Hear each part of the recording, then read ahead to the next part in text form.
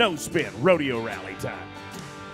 Hello, everybody. It's episode 39. We're at a rally right here in Las Vegas. It's the No Spin Rodeo Rally. We are on stage at the Cowboy Commons right here. It's a beautiful day outside, and I have a feeling I am really excited about today's show. Of course, we got Greg Teagarden. He's the guy that's going to show you all the cool stuff and comment, and my amazing, smarter other lady, Kendra Santos, the First Lady of Pro Journalism, and I'll let her introduce him. One of the few in this game that are starred in my favorite list. Go ahead. And I'm talking on the human side. Like, I didn't see you this morning that I heard the John Growney laugh, and I'm like, thank God he's here. Because every room is blessed for you have this joy aura, and we all love it. Okay, so current day. I mean, I have a joy aura too, right? Okay. Legacy Thank Pro you. Rodeo, but Growney, there are so many things to say about John Growney. I don't remember not knowing you. I remember that you had the best breakaway calves when I was in college rodeo with Growney Brothers Rodeo. I really appreciated that. The thing, how far we go back, like John Growney wears the 1976 Cow Palace bull riding buckle back when it used to be the playoffs to the NFR, and every big dog in the game was there, by the way, and I was a little kid and I was there, and my dad. So you were a little kid and he was riding?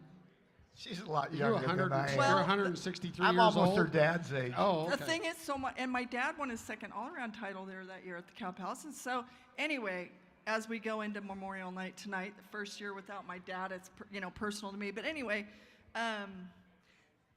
Lane Frost, since this is Memorial Night, like, we're gonna cry probably, but okay, so Hey, check it out. So Kendra. is this the greatest? And Sue Rosoff, the master of the Lane Frost photos, and Growney. Yeah. See what Lane's doing with his hands? Yes, I'm taking your mic. You're gonna do it.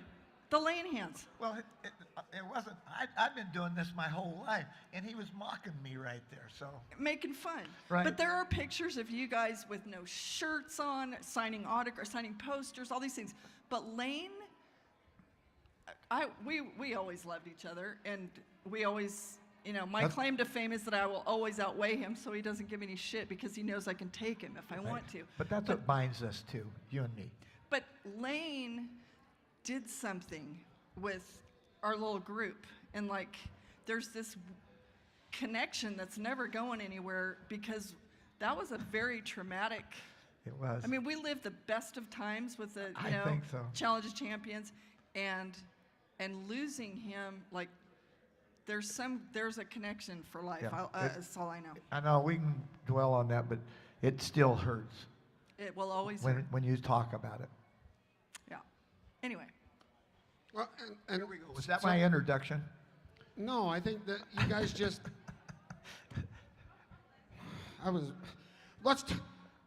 Tell us about your career.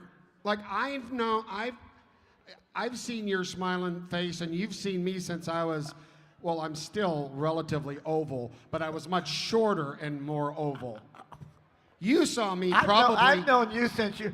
I don't know if we've ever talked about this. Uh-oh. Your dad worked you two kids. I only remember two kids, but worked you guys like slaves. And I mean, and you guys jumped. When he said jump, you guys jumped. We don't like to say slaves. We like to go with indentured servants.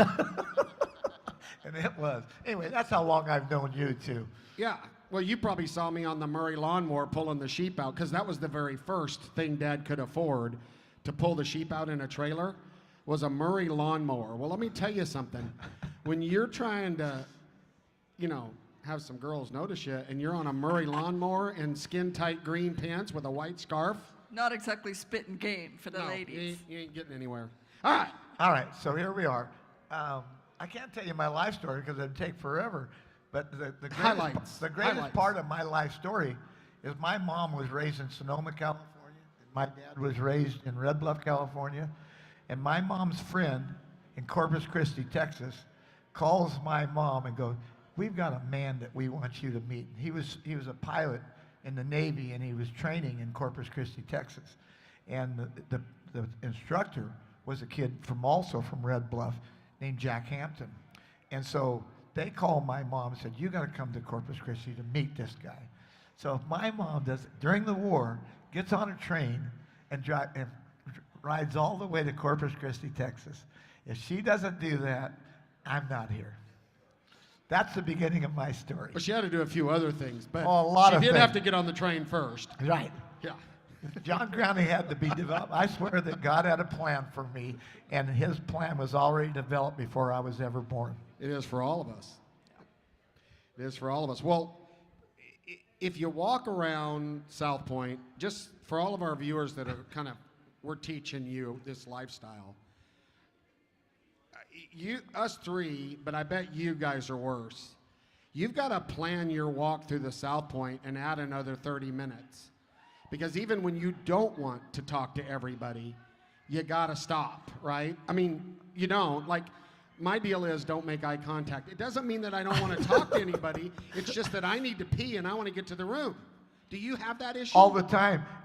Just last night, our vehicle got dropped off on the lower part of the South Point because it was so crowded in the valet parking. No, so welcome, we came welcome through to right Team by Ropers. where the theater is, and then the bar is right in front of me. I know that I have to, so I skirted all the way around the bar. The same thing. You're right through the machines, right? You're And you know what? I love everybody, but there's times where you just need to get somewhere. But it's going to happen to me here when the trade show.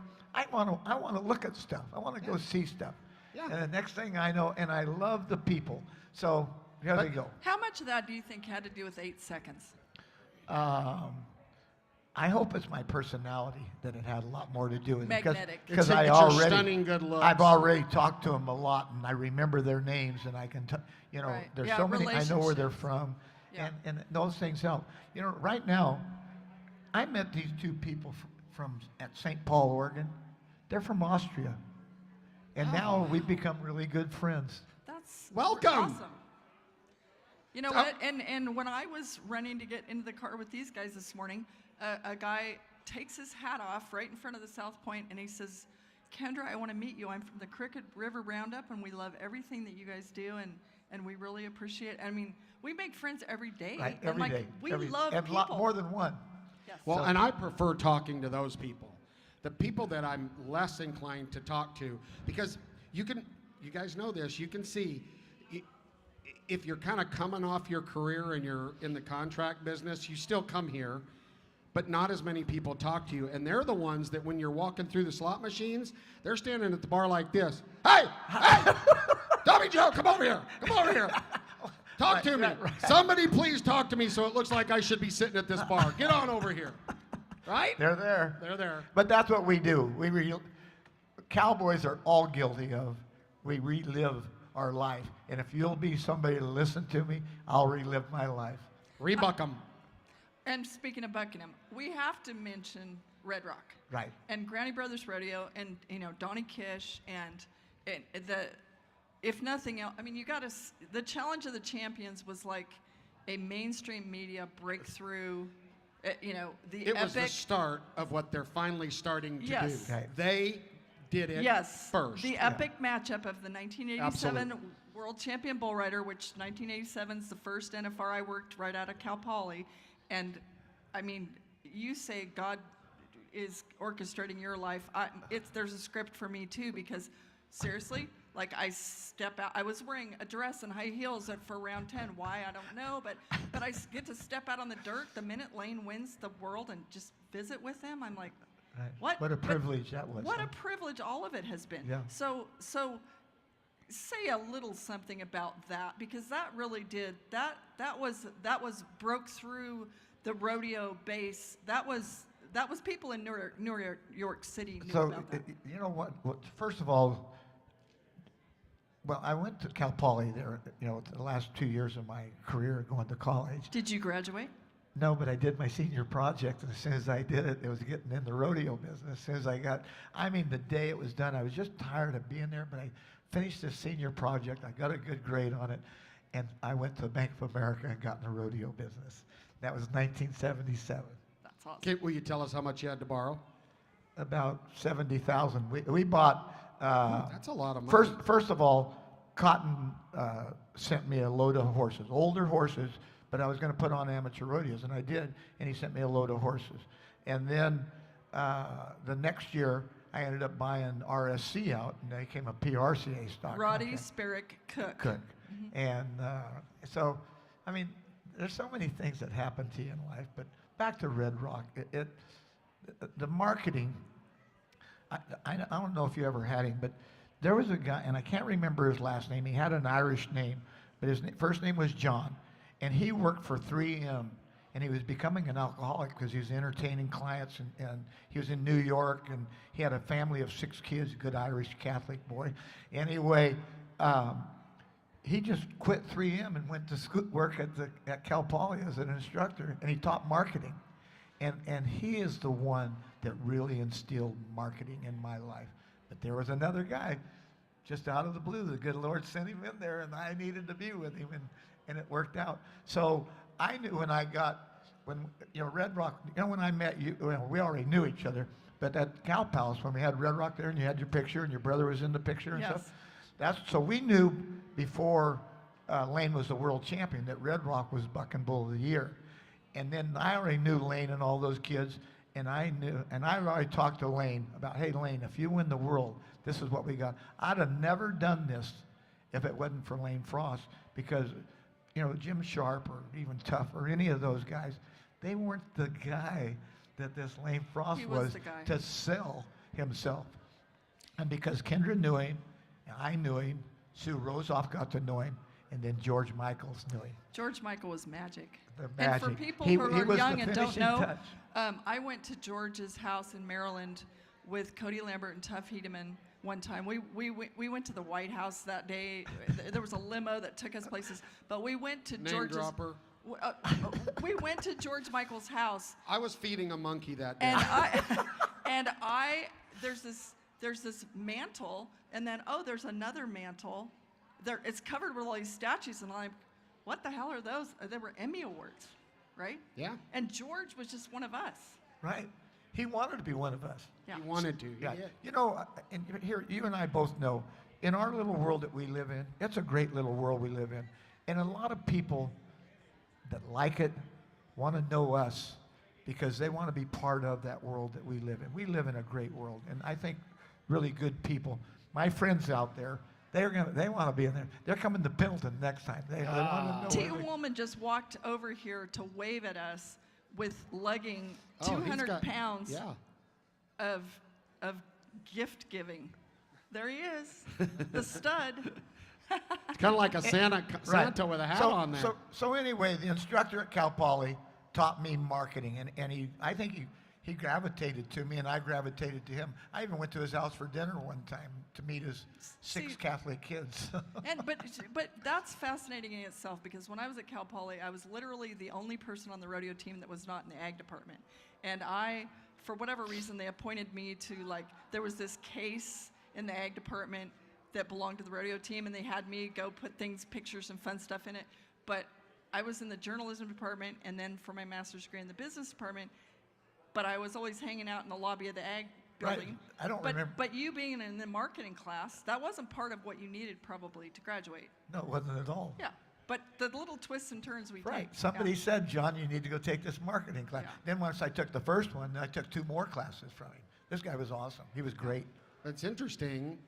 So like you, what's going on behind me? When Groundy's laughing, that makes me worry. I graduated with a master's with a BA in communications and theater arts. Now I'm producing events, right? So isn't it funny how branding and marketing is critical to me? Right. If we didn't go outside our little world that we were raised in, we'd have never been doing this, because we needed what you ended up with and what I ended up with. Exactly. We needed it. And her. Right. I mean, what comes out of the tip of her pen. Right. But the series of, I used to think they were random, coincidence, whatever. None of it's coincidence, because you mentioned RSC Rodeo, Roddy, Sparrick, and Cook. Nobody else remembers that but us older timers. And I will never forget being at the rodeo in Lake Comanche, California with my dad. And this announcer, like, I'm used to the side tailings. Like, my brothers and I threw popcorn at his back at the cow palace because we thought he was a wax statue because he never moved and he was monotone. So then I go to this rodeo in Lake Comanche, and it's this wild, there's this guy with a bad perm, a mustache, buckaroo boots from Winnemucca, Nevada, skinny. And he's going completely bonkers. And we get back in the car to go home. They drove big, huge cars. My dad had all his vet supplies in the trunk and the 2-horse trailer back there. Anyway, and I said, "What was that?" And it was Bob freaking Tallman. It was the first time I ever met him. And by the way, fast forward, I graduate with my master's degree from Cal Poly. And I have never to this day sent out a resume. Why? Because Bob Tallman tells the powers that be at the PRCA, there's this girl from California, from a rodeo family, and she'd be perfect. And here I am. There you are. Like, it's Nothing happens by chance. Who It's- knows It how many? doesn't. it's a master I script. first met Bob Tallman.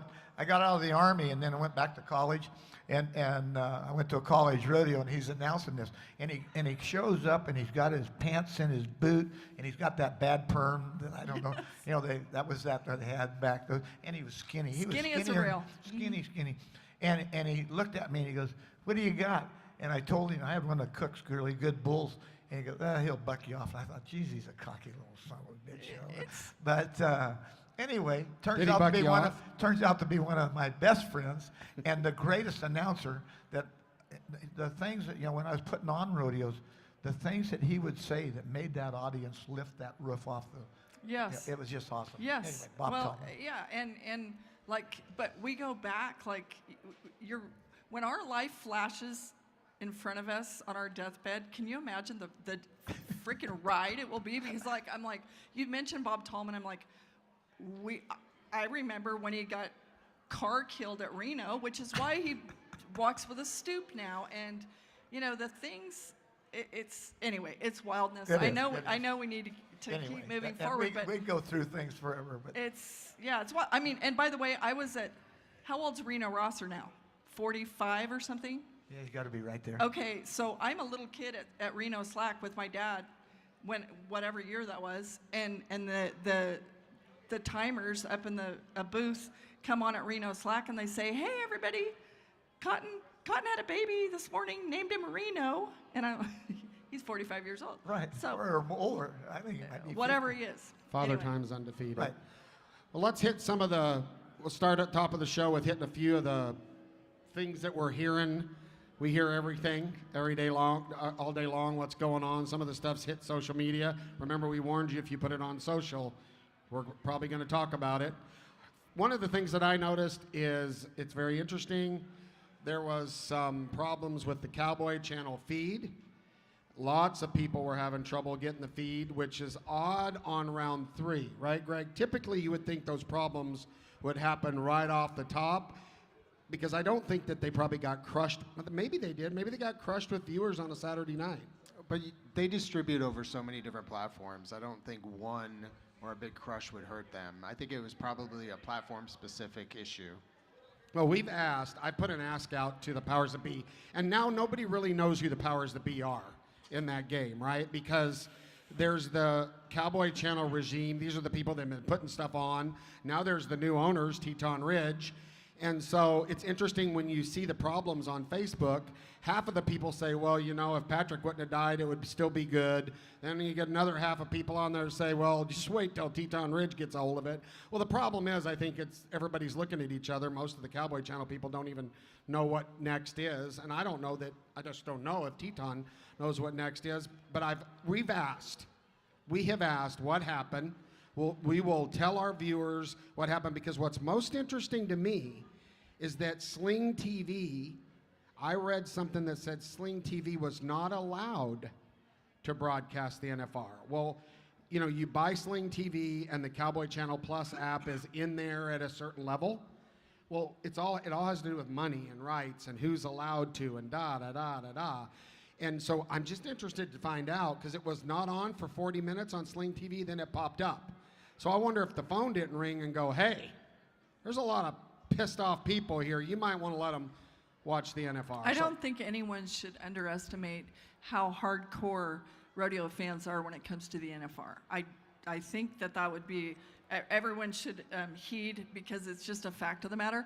And I have not had much time to like be looking on social media, but I did put a fun story up yesterday on Facebook and Instagram about Big A's mule, you know, that we talked about yesterday with Zeke Thurston, and the few comments that I did see was like one after the other, that rodeo fans were pissed off that they were not, on whatever feed they were watching, getting to see the Cowboy Grand Entry. Yeah, and just so you know, because we're not all technically advanced, but for our viewers out there, if you have the Cowboy Channel Plus app, okay, there's two options of how you watch it. Now, this is on the app. One is the broadcast feed. That's what they're putting on the Cowboy Channel if you have cable. You can watch that. That has Metters on it, Knowles. It has graphics. It's made for TV. And on that, I wonder if Teton Ridge isn't, you know, helping, you know, talk According about to the comments, they're showing their pre-show with their very talented people instead of the Grand Entry. And a lot of talking heads. I mean, I will say that it does seem like we have to listen to 67 experts and then Steve Kenyon every now and then. I mean, there's so many voices, I don't even know who's talking. But back to this, all you fans, there's two things then you can click on what's called the live feed. Okay, which doesn't make sense to a lot of you. You mean like the arena feed? The right? arena. And that's what's going to the Jumbotron in the arena. So you hear Mooney and Brooks, right? Whatever stimulating talent's on that night, you hear them. But you will not see scores or times on that, because in the arena, there's different platforms that they're feeding that to. So if you're sitting in the arena, you're watching the video in the middle, and over here, as you guys know, are the times. So if you click on the arena feed, okay, you're not gonna get times and scores, but I bet you can see the Grand Entry, is my point. Now, second thing that's come up, well, the first night I got to see the country music artist. Quick little thing. Those music artists tell them whether or not they're going to allow them to broadcast them.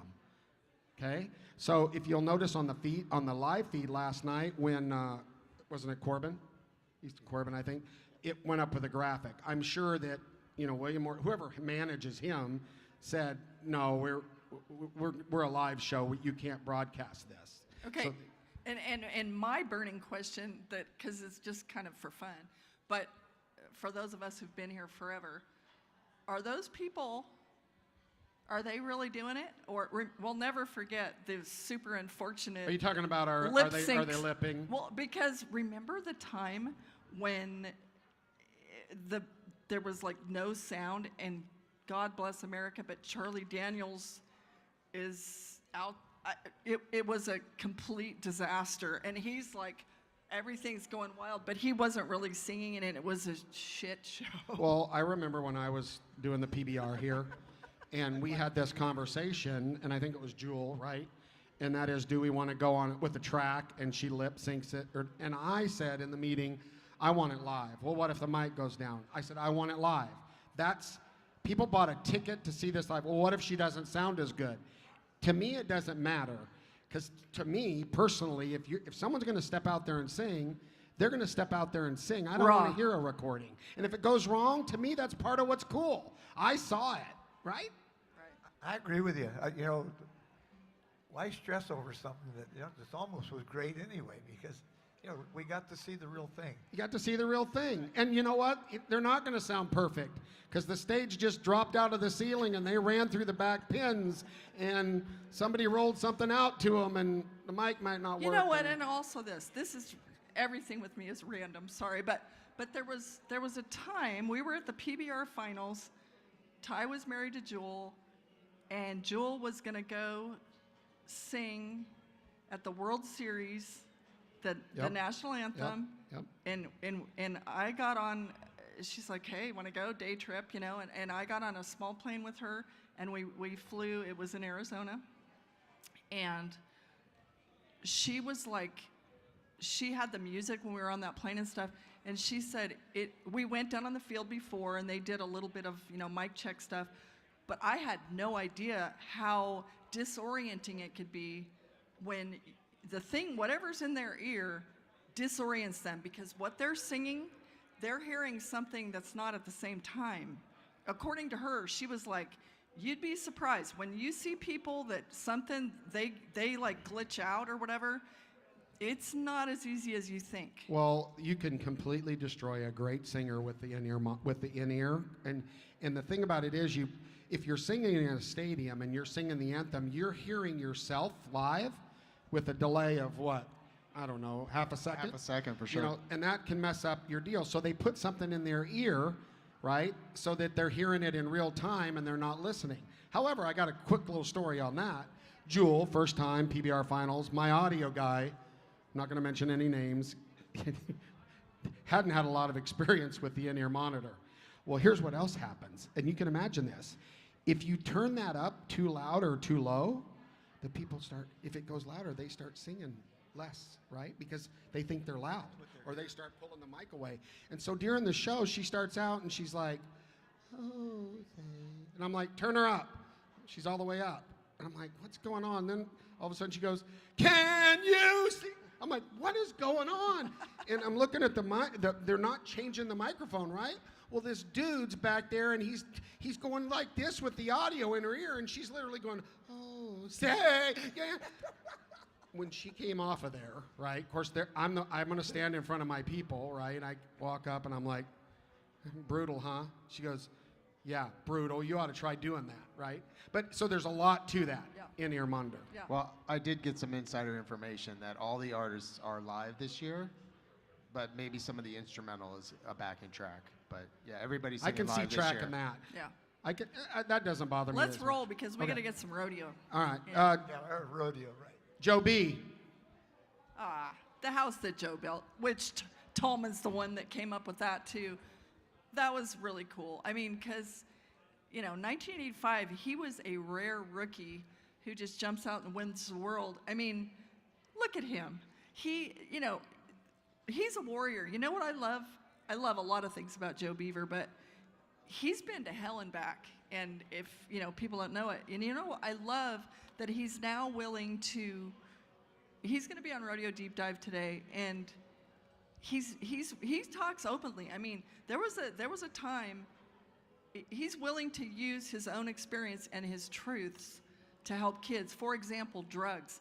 There was a time when Joe was like dead on the floor at an airport because of cocaine. Okay, and I think I appreciate, like, my boys grew up idolizing Joe Beaver, and also him saying, you stay off that shit. You know what I mean? And like, he's real. And he came on, we did an episode about suicide.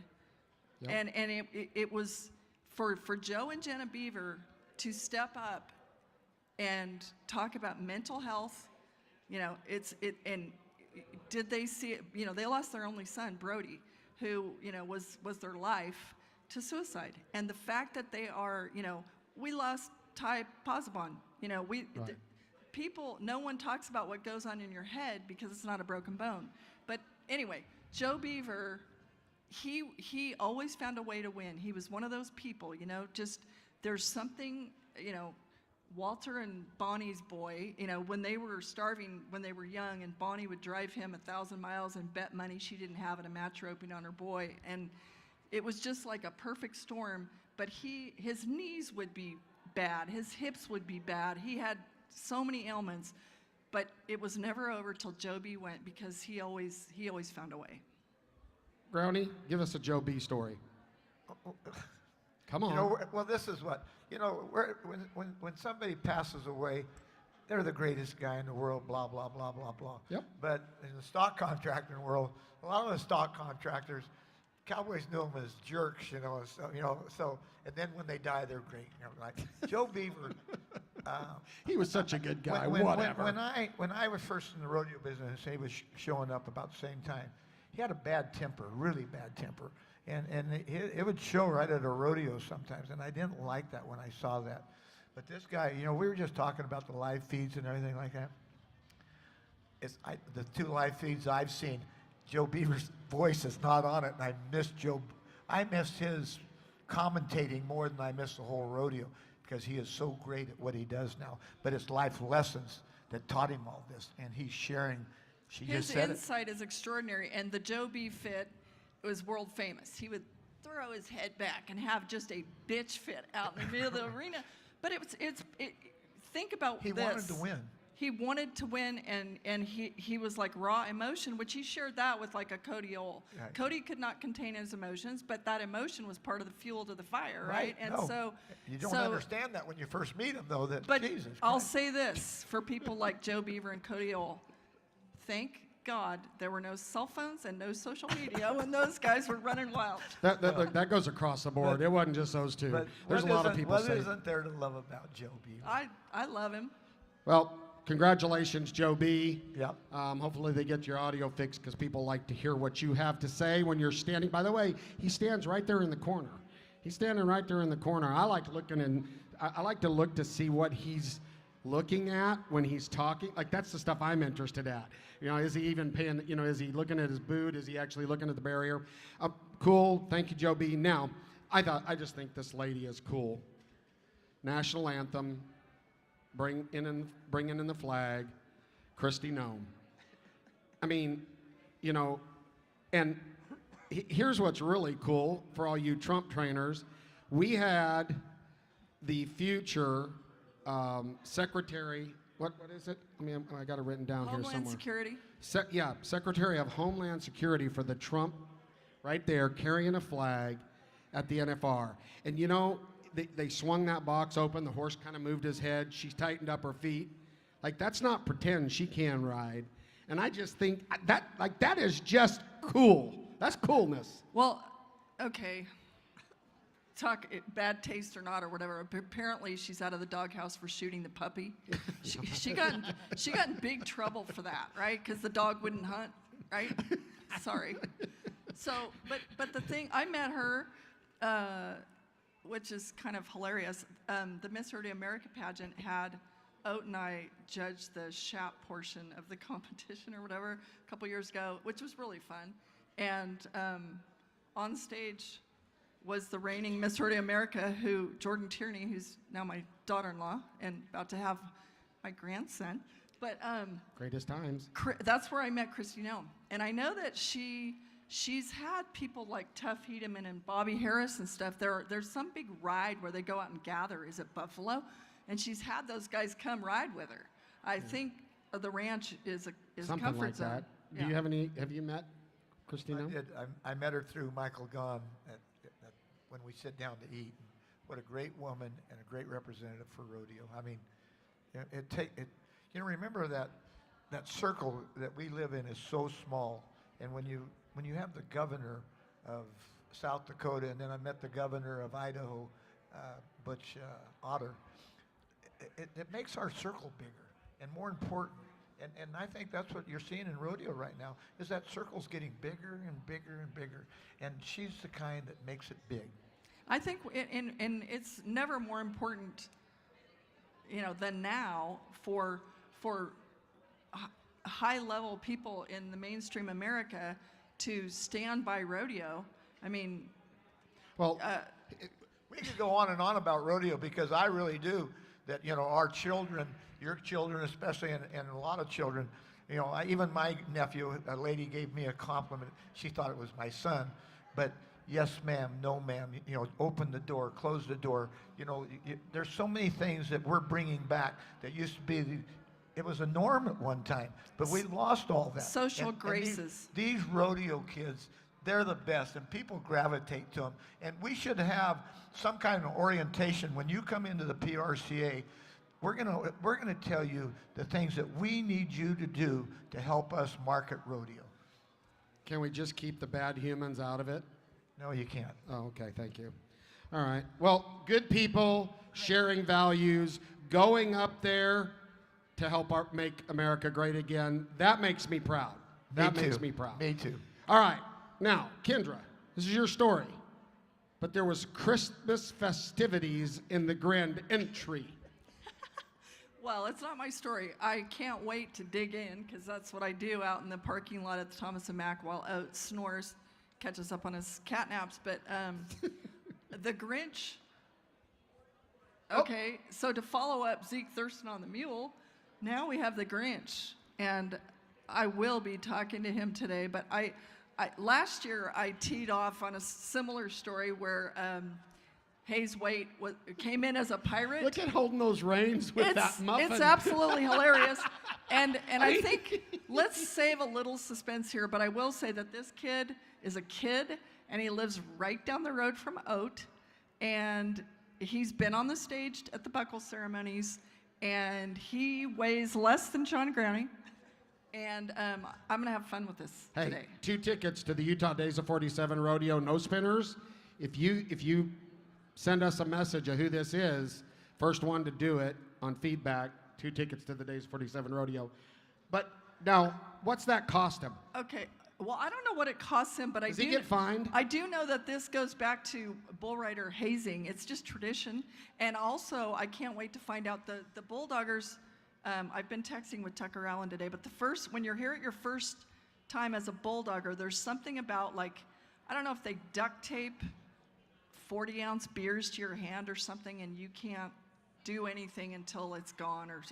You can't breathe until you fit. Does every discipline do a hazing? I haven't heard of every event doing something, but the bull riders do. I heard a rumor. It might be just a rumor, but I heard Wasey Shaw had to get his ear pierced. But that might not be true, but I did hear that.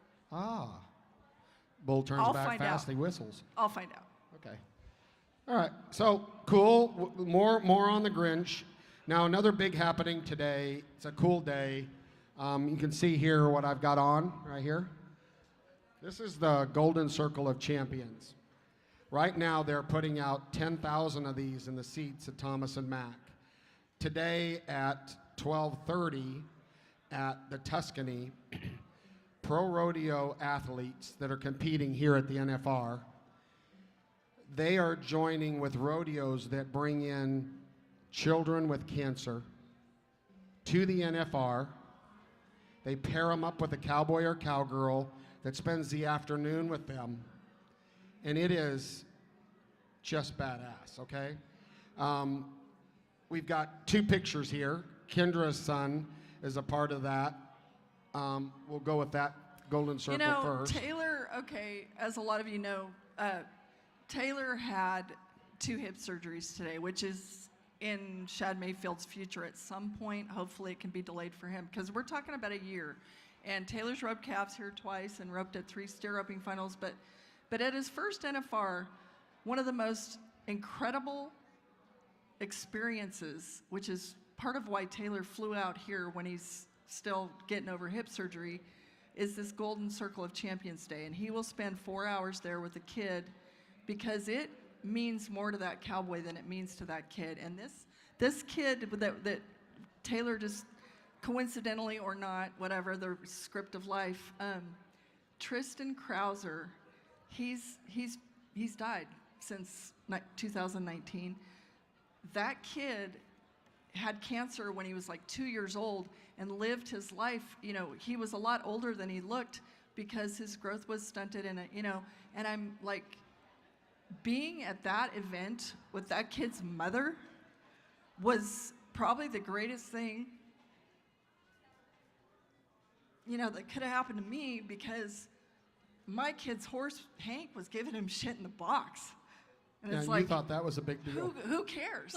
Amen. And like when Taylor this year, when he roped at San Antonio and finished off his hips, and he was supposed to just in the next couple of days go to the timed event championship of the world, which he's won, and he was supposed to go to Houston, which you work all year to get to go.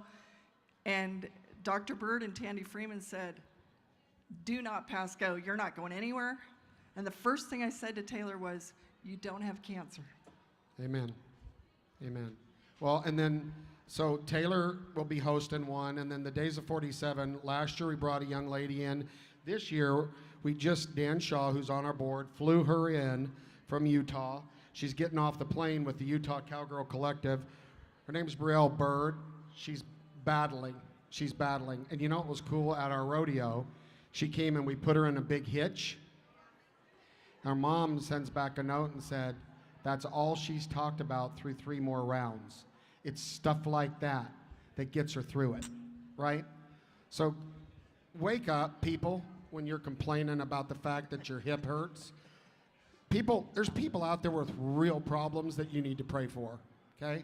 So when you think you've got a bad day, I'll tell one quick story when I had my cancer treatment. I'm sitting in the chair, I'm at about round 10 of chemo, and I'm kind of pissed at God. I'm just sitting there, and I'm not happy because I know the next 5 days I'm gonna feel really bad. Well, this little girl, about 10 or 11, walks in, because there's all these chairs with the bags hanging, and she kind of walks beside me, and I'm thinking she's probably in there with Grandpa or something, right? Because she's just, and I looked at her and I kind of smiled, so she walks over to me and she puts her hand on me, and she said, we're gonna have a good day. I'm in that chair over there. Heavy. Right? That was God reaching down, smacking Tommy Joe across the face and saying, boy, you don't have anything to complain about. So God bless these kids. God bless Golden Circle of Champions. Tina, Santa Maria, Elks, they put this together. They started. All these rodeos are supporting them. It's just cool. We bring them up on stage today with the Cowboys. It's an extraordinary event, and I'm super proud of, that's pretty close to where I live on the Central Coast of California. Santa Maria, Clarence Minetti, who was the kingpin at that rodeo forever, he is smiling. And Tina, bless her, because what she has started as just something out of her heart, what it's come to is extraordinary. Well, and just so everybody knows, the mission of this is pediatric cancer awareness. Because believe it or not, pediatric cancer gets a very, very, very small amount of funding compared to other cancers. Like, it's percentage points to what other cancers get. And why is that? Why wouldn't we be figuring out how to treat and cure the next generation than worrying about Tommy Joe that has already lived a pretty darn good life? Well, and I will also say it certainly feels like more and more and more young people have cancer now, and we're no politics, no BS or whatever, but I feel like our food supply is it sounds like there's Thank you, Mr. Kennedy. There's a lot. We're No, glad you're getting on the cabinet. Stop it. But now it's like I want to plant a garden for my grandbabies. Well, I do too, but okay, guys, the rodeo ends. It's 11:30. You tell me what your options are. Your options are the gas station. I mean, this is our life. I know. They don't even have. You go in there and you think, I think I'm going to eat healthy. I'm going to eat the hard-boiled egg, and then you can't quit going to the bathroom for 5 days. So you eat the burger. TMI, let's move. Memorial night. Okay. This is what this is all about. Memorial night, will Tallman be the voice of it? Because nobody can cry or Garrett, make us cry. Is Tallman MCing Memorial night? Do you know? I have not heard yet. I would assume so, since he's been doing the special things the past few nights. Yeah, I do too. And he's been in production meetings because I've had him on the show. He is kind of, the master of stuff like that. But when you look up at those faces on that big screen, and I like, for tradition. Tell everybody what Memorial Night is. We may have listeners that actually don't even know. The faces that will be on the big screen will be people directly affiliated, contestants, stock contractors with the NFR who have passed since the last NFR. What other sport does that? And so, and I will say this on that point. At their Super Bowl. We are a patriotic, faith-based sport. Amen. And every night I am so proud when they bring out a veteran or, again, perspective, like the kids fighting pediatric cancer. We stand up for our flag, for our soldiers, and I mean, I tear up every night when things like that happen, because that's part of who we are, just like yes ma'am, no sir. And there isn't anybody better than Bob Tallman when they do that Memorial night. You know why? Because Tallman talks from here. He does. Right? And I've talked about that. He's not reading it. Because they'll say, what are you going to say, Tallman? He didn't know. Right. He's he's bleeding out of his heart.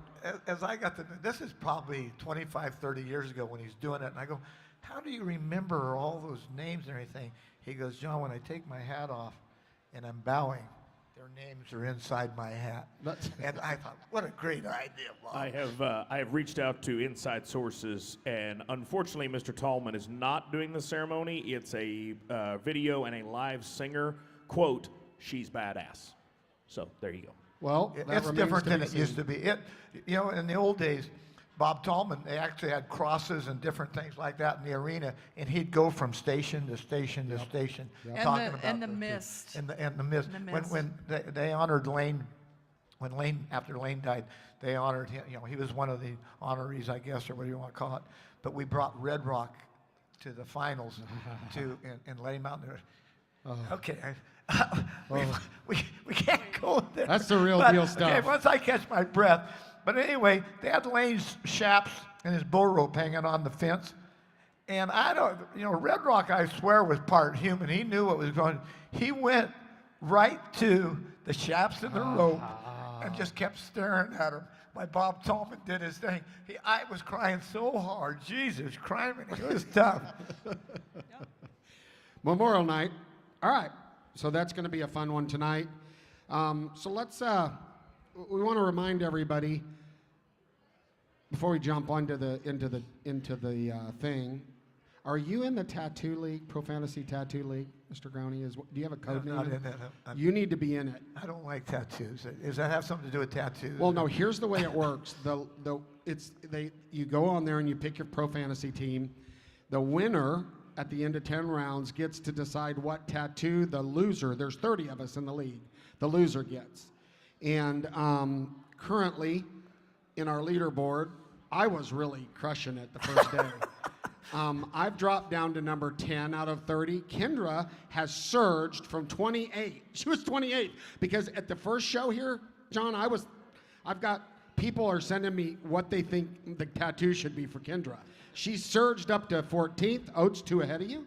So you're in the middle of the pack. Okay, but by the way, so it won't shock you that I went with like sentimental favorites. I didn't even spend the whole $550,000. Oh, excuses.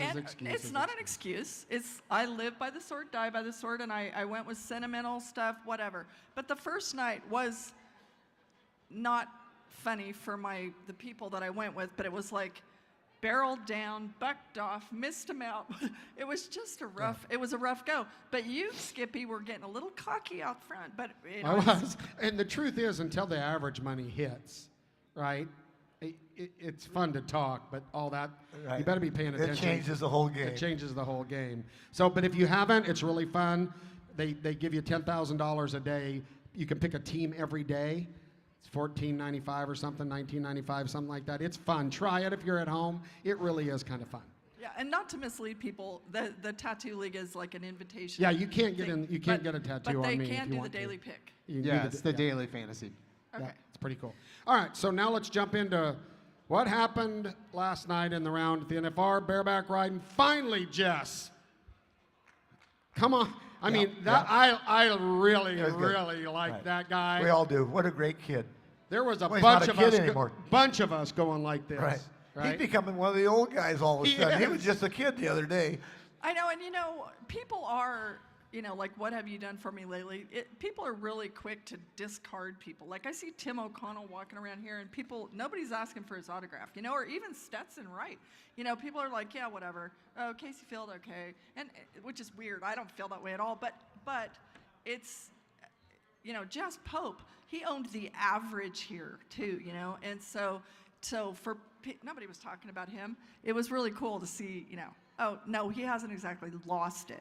One thing that stood out to me, Bradley Miller, I thought it was pretty cool. Here's at his first NFR. He was 62.5 points last night after winning the round the night before.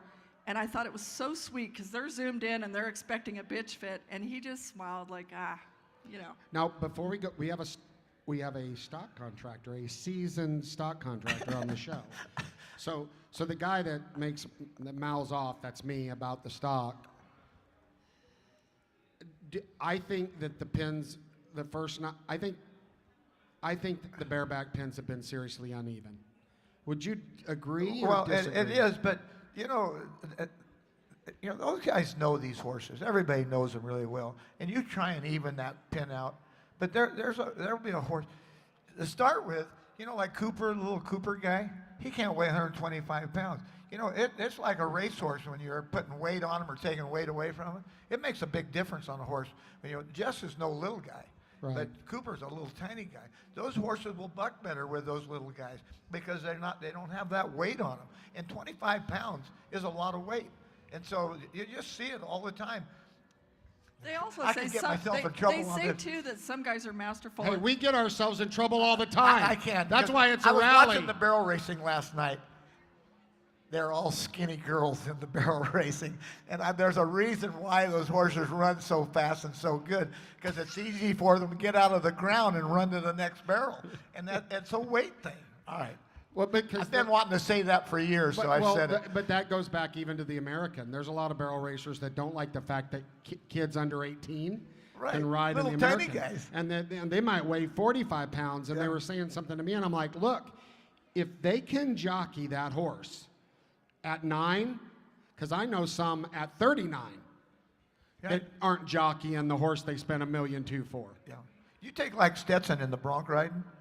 Stetson is littler than I am, so I don't think Stetson weighs 140 pounds, maybe less than 140 pounds. But when you put the difference of 30 pounds is a lot of weight. And so when Stetson gets on a horse, the average horse will buck better with him than it will with one of the, like Skeeter, the Thurston kid. And the drama in the bareback riding, of course, anywhere there's a Steiner, there's a little bit of drama, right, with Rocker. And what, did we get his post? What was it he posted about? A few people have mentioned something that he put something about, like after the second round, was it that he got kind of car killed out there? He put something about F the average, and I didn't see it. I don't know, but hey. Yeah. Is it possible? Is it possible to? It's not possible to win without placing pretty high in the average, is it? Speed Williams managed it quite well after going out in the first round so many times, but so it is possible then, because it's all relative. It is, but then you depend on go-arounds. Yeah. we better rock here. Okay. So Will Loomis won a 2 out of 3 ain't bad. He's won 2 rounds out of 3, right? And he's riding the horse from Colorado, Winston McGraw's Swamper, and Clayton Haas is hazing for him. 3-5 last night. Kind of neat.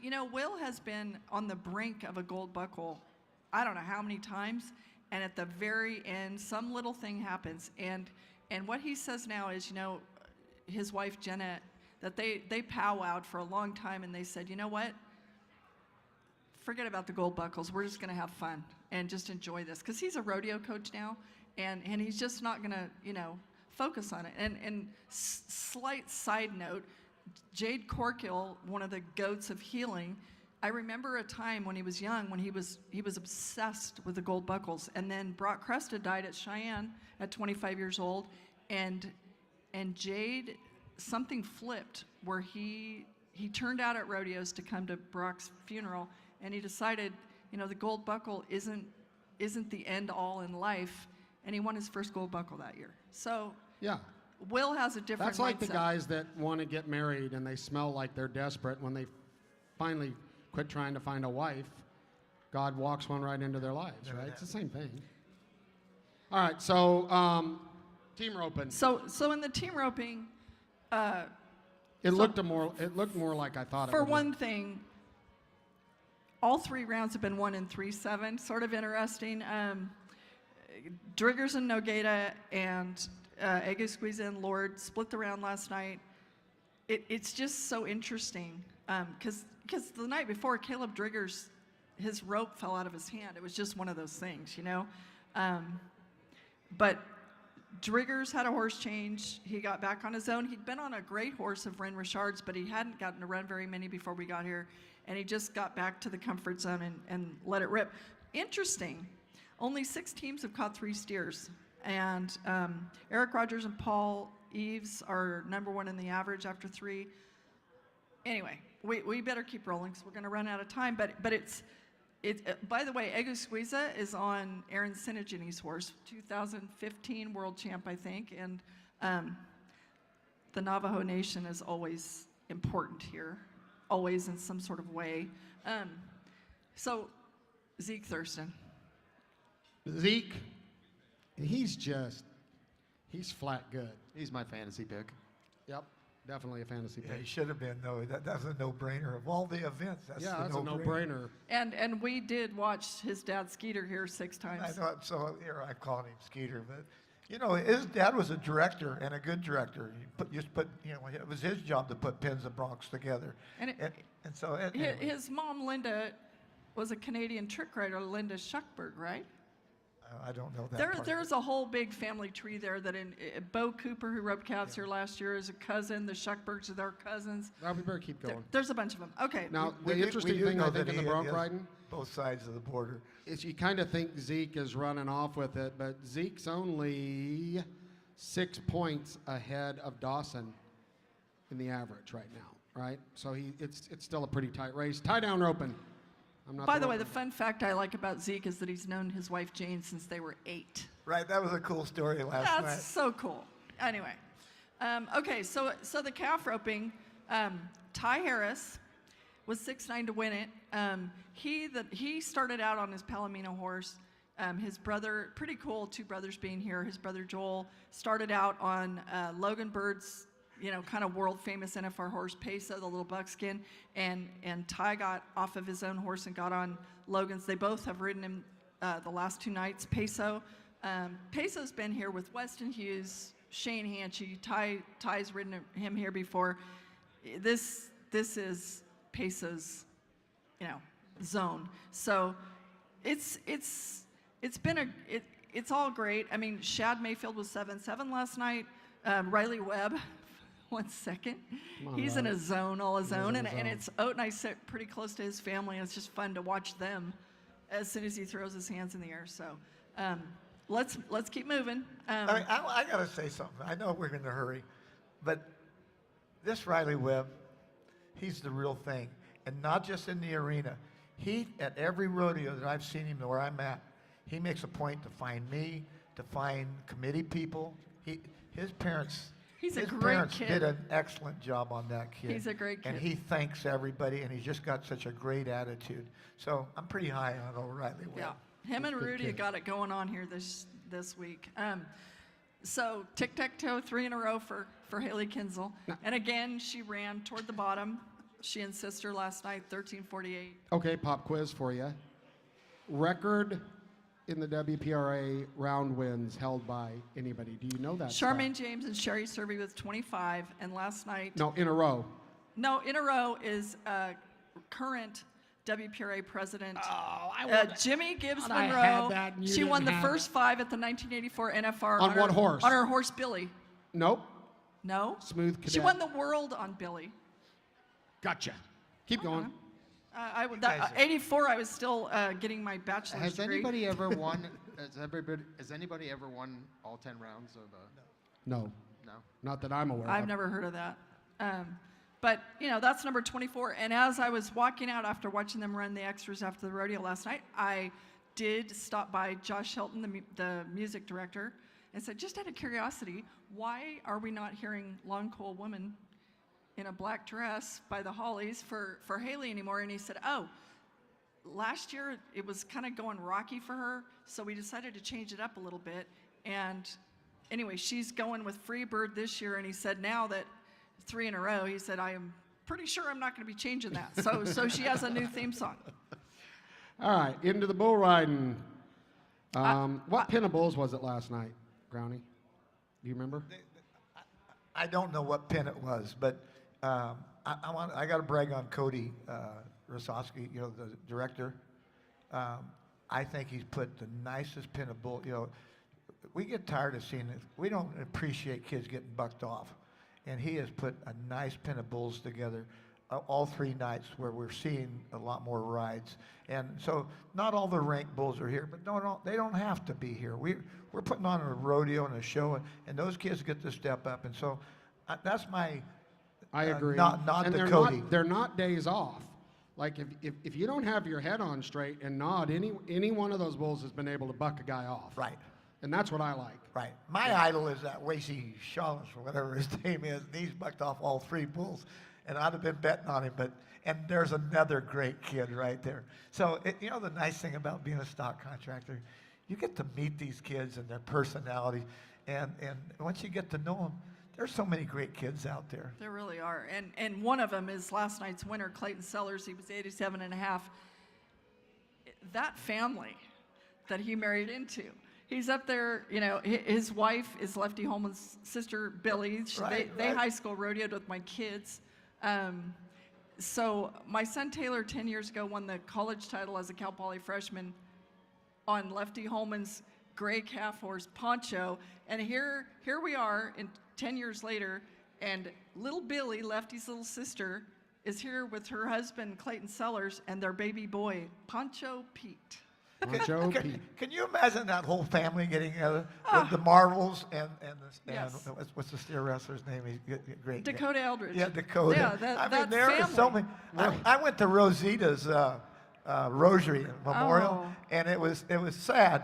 But the family that Rosita has raised, she's a great grandma and a great, just extraordinary. A great woman. And Sally Marvel Freeman, all those girls, is a hero of mine for right. life. We're out of time for this episode. We thank you all. I do want to always end this with a question for our guest. So we all have our secret, like restaurants or things we do in Vegas, right? That we've done for a while. We figured out. Any tidbits for all of us that are in Vegas?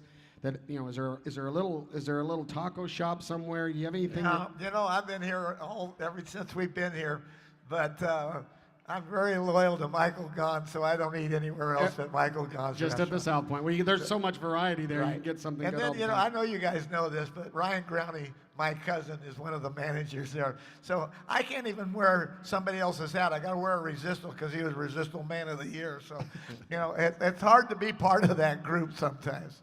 Well, thank you for joining us right here for No Spin Rodeo. We're at a rally in Las Vegas. We'll see you tomorrow. Thank you, Mr. Growney. Thank you. Thank you, Greg. On behalf of Kendra Santos and myself, Tommy Joe Lucia, thanks for being a part of our team. Listen to us on podcast, Ride Pass Plus, or Ride Pass and Cowboy Channel